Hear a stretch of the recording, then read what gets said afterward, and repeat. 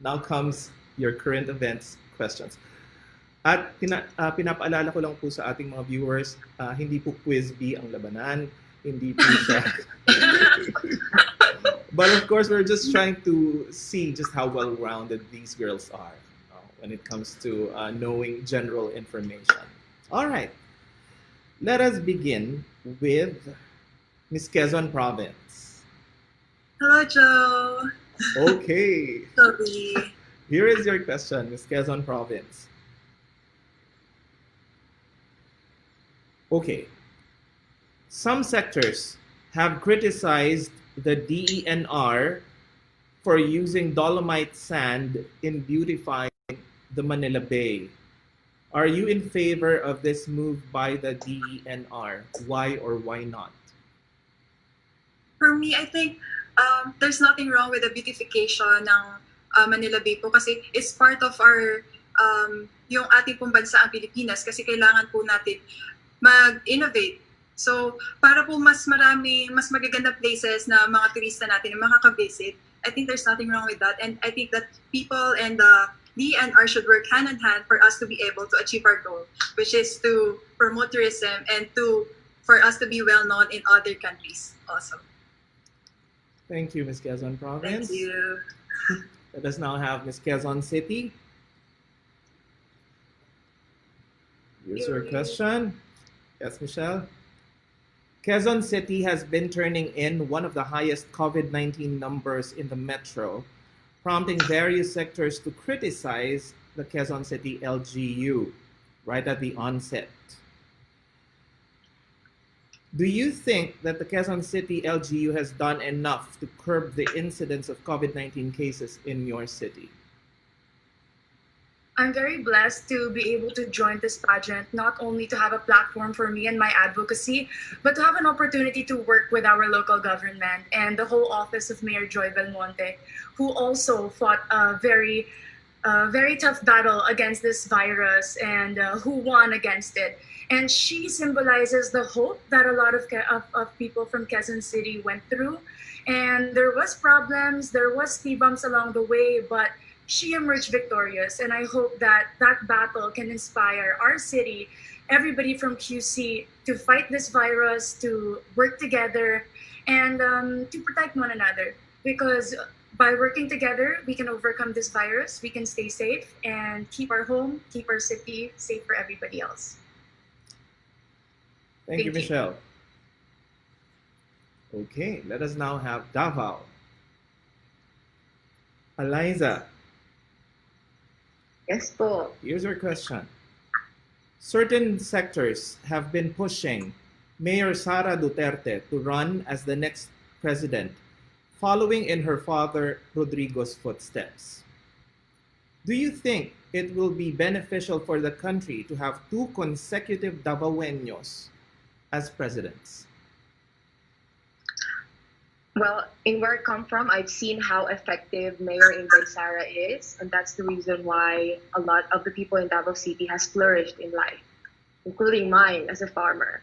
And I would love to see Inday Sara Duterte as a president, regardless of which family she came from, because for me, she's a strong leader, and that's the kind of leader that I want to see in my country. And also, she's a woman, and that also in her name, it says Inday, and I support that because I believe Inday can make it happen. Thank you. Thank you, Ms. Davao. Let us now have Rizal. Hello, Joey. Yes, Ms. Rizal. Here is your question. The government recently approved an order reducing social distancing measures in public transport from 1 meter apart to only 1 seat apart to maximize the potential earnings of drivers. Are you in favor of this? So from 1 meter apart. I am in favor. Sorry, are you not done with the question? No, I am not. Go ahead. I was so excited to answer. All right, go ahead. Joey, go ahead. You have the floor, Ms. Rizal. So that's Yes. that's a full question. Yes. That's a full question. From 1 meter apart, it is Okay. now 1 seat apart. Okay. Are you in favor of this? Okay, I'm actually in favor of any situation that helps our community and helps ensure safety. If we could proceed with this and ensure safety of our community as well. Why not? Because we also need to give livelihood to our drivers. They've been suffering so much, Joey. I think it's been 9 months during the lockdown, and it's been very difficult for everyone, most especially our drivers, jeepney drivers, tricycle drivers, others. And I feel like we need to decide, or we need to ensure that our community gets protected, but also, fix the livelihood of our people. Thank you. Okay, let us now go on and call Miss Taguig. Hello. All right. I'm sure you'll love this question. Yay. Some senators have questioned the DPWH's infrastructure outlays budget for 2021, saying that these are over-allocated and propose for the money to be diverted instead to education. So from construction and infrastructure, divert that to education instead. That's what the senators are saying. What is your take on this? Well, I really believe that right now we're having a really big problem with education, as we can all know that it's very difficult to have it online. A lot of people don't have the access, and a lot of people are struggling just to get stable internet. So I really do believe that it is important to give back to education, but at the same time, we should have a good balance of where the money actually goes and where are we putting it. And if we can do both, I think that would be the best plan for everyone. If we can do for our community, but at the same time, we can do it for the infrastructure so we can have a better livelihood for everyone. That would be the best in both worlds. And I think we can do that. So it is about time to have both. Thank you, Mr. Gig. Thank you. Moving on to Makati. Hey, Joey. Hello, Makati. Here's your question. The government has prohibited the public from visiting cemeteries during Undas because of the COVID-19 pandemic, a move that went against Filipino Christian values and traditions. Now, do you agree with such a move?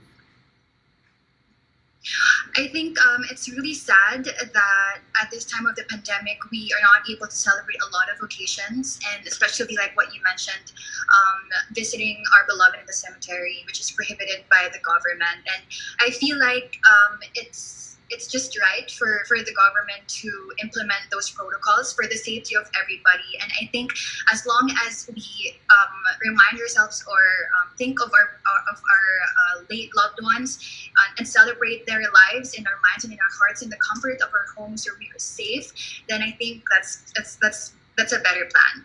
Thank you. Thank you so much. Let us now have Mandaue. Hi, Joey. Hello, Miss Mandaue. I love those dimples. Here is your question, Miss Mandaue. The president has criticized the Cebuanos for lacking discipline, and that is why there was a steep rise of COVID-19 cases in the province a few months back. Do you agree that Cebuanos are lacking in discipline? I think everyone is adjusting every day to the situations that has been brought about by the pandemic. And this comment from the president that the Cebuanos lack discipline, I would have to agree on that, because there are people who have become rebellious with this situation. And I just want to remind my fellow Cebuanos that we are not done yet with flattening the curve, and we are still in the process. And we just have to keep in mind the welfare of each one of us, not just for ourselves, but also for our families. And this will have to keep on moving. We just have to keep on moving forward with flattening the curve and just focus on the goal, which is eliminating the COVID-19 entirely. Thank you, Mandaue. you have some fans in this room. All right. Let us now move on to Pasay. Hi, Sir Joey. Hello, Zandra. Ah, here is your question. The COVID-19 vaccine is expected to be available sometime next year. Will you allow yourself to be among the first to try the vaccine? Why or why not? For me, if I would be starting to use this vaccine, I will do so. I want to take this vaccine so that I could also help our community. I could help the people, and I'm sure that when they make this vaccine, it's tested. It's been tested for how many months now, and it will be beneficial to be able to flatten the curve. Likewise, to help our economy. And why should we doubt the possibility that this vaccine is not good? We should trust the government. We should trust the people who made this and our medical team. And I'm sure that they're not going to release a vaccine if it's not in a good condition, if it's not going to be beneficial for the people. So yes, Joey, I will be taking the vaccine. All right. That's a stand. Okay, let us now have Laguna. Hello, Joey. Okay, Ms. Laguna, here's your question. Students have actually started on their online schooling journey last October 5th. Do you think this kind of learning will be effective in molding young minds? Well, Joey, my family experienced this online education of the students, and definitely it's not as easy as how we used to do it. But as long as people around the students, their family, their teachers who have been working so hard to make sure that they will be able to continue their study and learn effectively and efficiently, I know that it will be possible. Thank you, Ms. Laguna. And finally, the last question on this current events round goes to Ms. Parañaque. Bella. Hello again. Yes. Here is your question.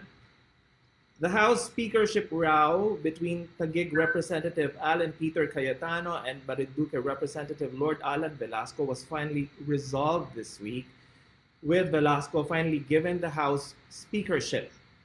Which do you think should have been more important in this issue? Honoring the gentleman's agreement or the rule of the House majority? In this situation, it could get quite complicated because everybody has their own opinions, everybody has their own preferences. However, in my opinion, I think a gentleman's agreement could have been best. What really matters in a situation like this one is about what we're doing, especially what the government is doing to help the Philippines flourish, especially in this time of the pandemic. We all know that there have been a lot of things compromised. There have been a lot of things that have also developed in the time being. And I think that it's about time that they have all decided.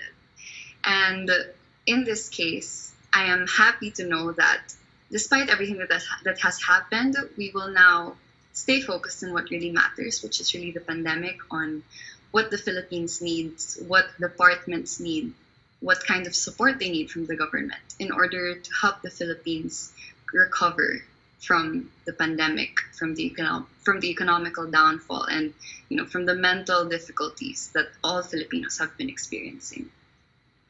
Thank you, Bella. I'm sure I'm not the only one who's actually smelling a crown.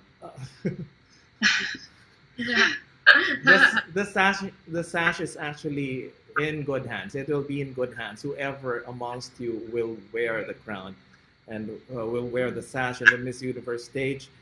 Okay, so that done. Top 5 current events questions done. We are now moving on to the final question. Usually, there are only 3 girls. Pinahirapan mo ako sa Q&A ko, ah. Madali naman lang. But I just want to clarify, guys, I'm not a DDS because I'm sure a lot of people will tag me into that if I say something or show support with the surname itself. But for me, it's not about the surname at all. It's about what the leader can do. So, yun lang naman. Yeah. And of course, it is always best for us to see that at the very least our ladies can take a stand, can make a stand on certain issues. That's what really matters. there are no right or wrong answers naman in a pageant. Kaya lang, yun nga, you have to have conviction. You have to have Yes. stand. Mm-hmm. For the final question, of course, wala tayong benefit ng di ba, ng isolation room o kaya we cannot mute. So there's only one final question for everyone. So those who will come in last may have a slight advantage. But I know that you can answer this really well. Okay, here's the final question. Parang tunog Miss Universe talaga yung tanong.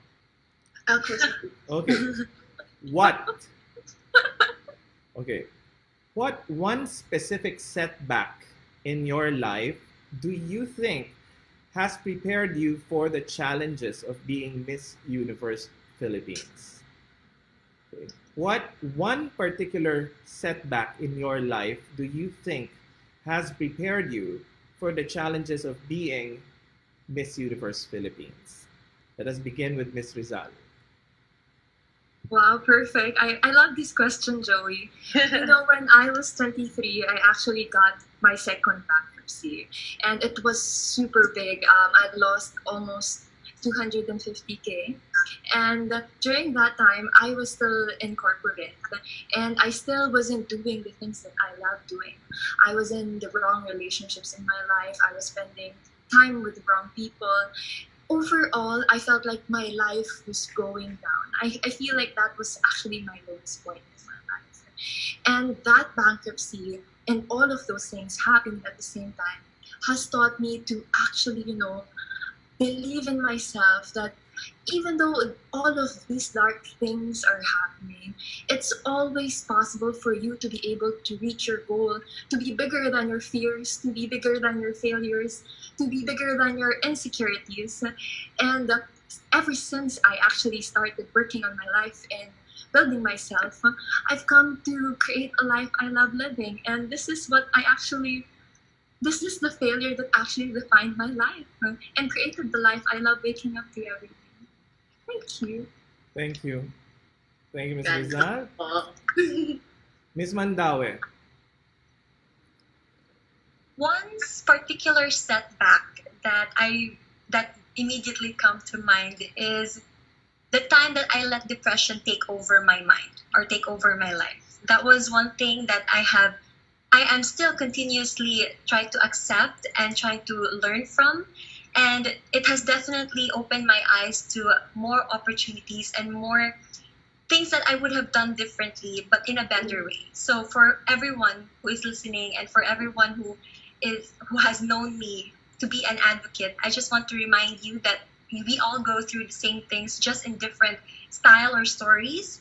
And we just have to get that lesson or the power from it. And this has definitely helped me grow into the woman that a Miss Universe Philippines should be. Someone who learns how to listen to her heart, but also needs to listen to her mind and take something out of it, turn it into something important and something influential. Thank you, Mandaue.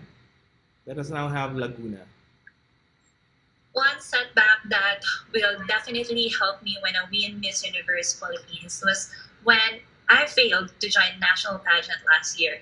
That experience taught me that things might not work the way that we wanted or I wanted it to be, but definitely it will only allow me to learn and grow to be the person that I wanted to be. Because with that failure, it helped me to be strong, to be accepting of who I am, to be acceptance of what I don't have and what I have. And I think it is very important that we continuously build ourselves to be the best versions of ourselves.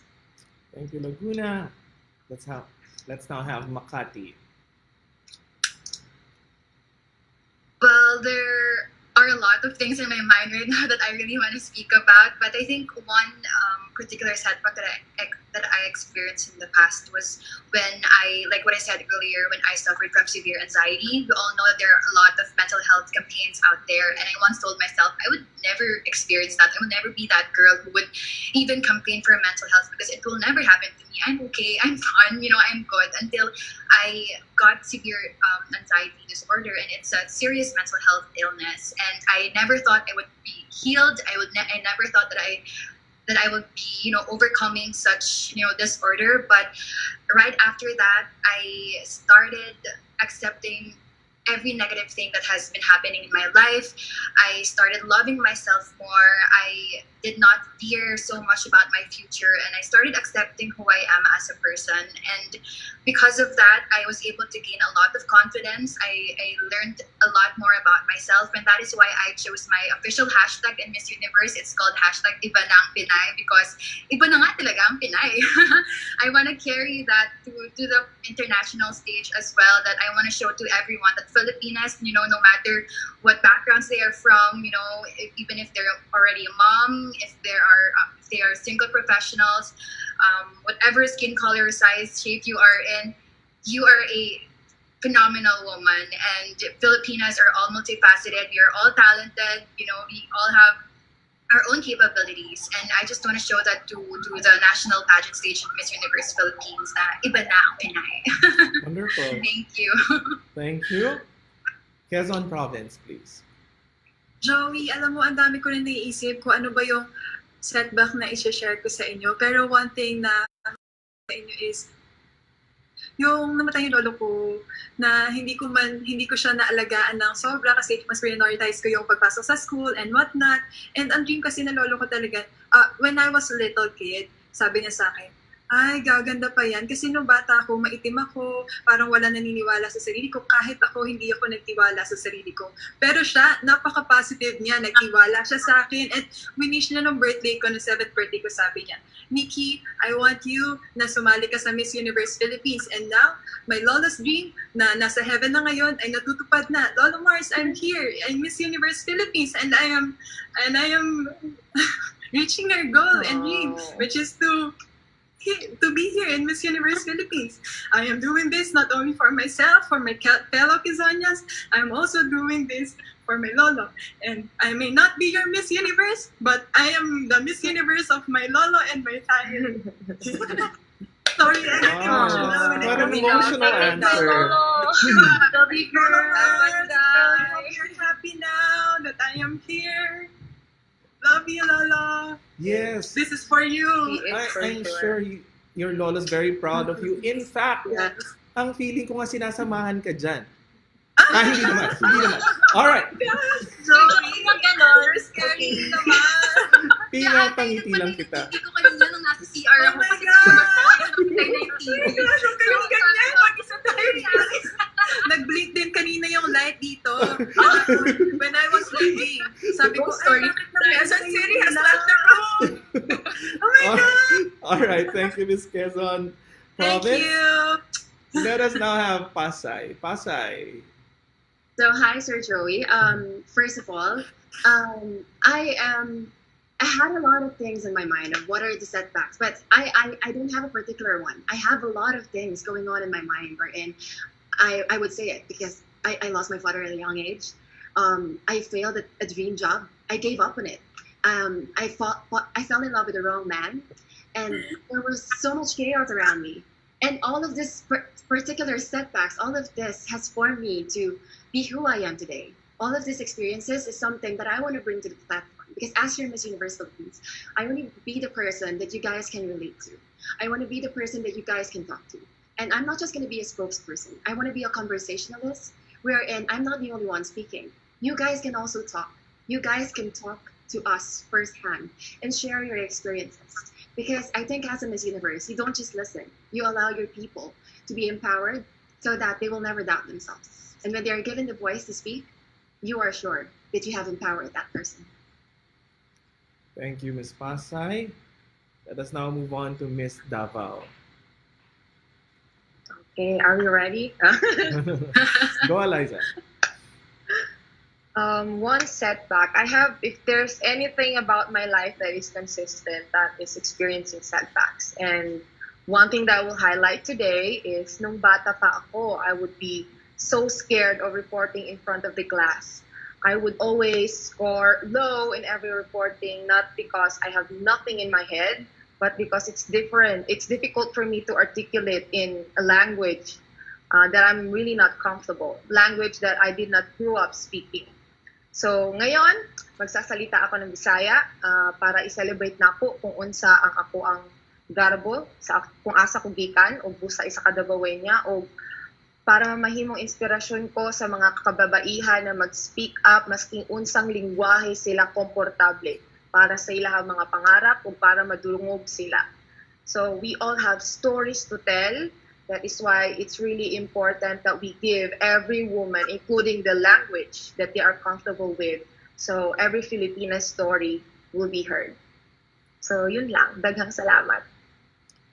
Maraming salamat sa iyo, Miss Davao. I think that was a pretty clear message, even if she spoke in Visayan.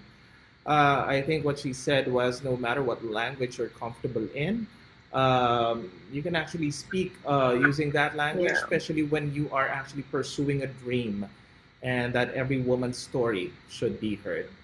Okay, I think that's what she said. Yeah. All right. Thank you, Sir Joey. Ikaw pala yung interpreter ko. Sana nagbisaya na lang ako simula pa nung ano. Okay, na, you are doing a great job. Okay, let us now have Parañaque. Thank you, Sir Joey. Okay, Bella, it's your turn. Oh, sorry, I didn't hear you. One of the greatest setbacks that I've been through was a time right before I decided to join Miss Universe Philippines. I was surrounded by people who had different opinions about the world, about life. But the problem wasn't them. The problem was me. I decided to allow myself to alter myself according to what other people thought.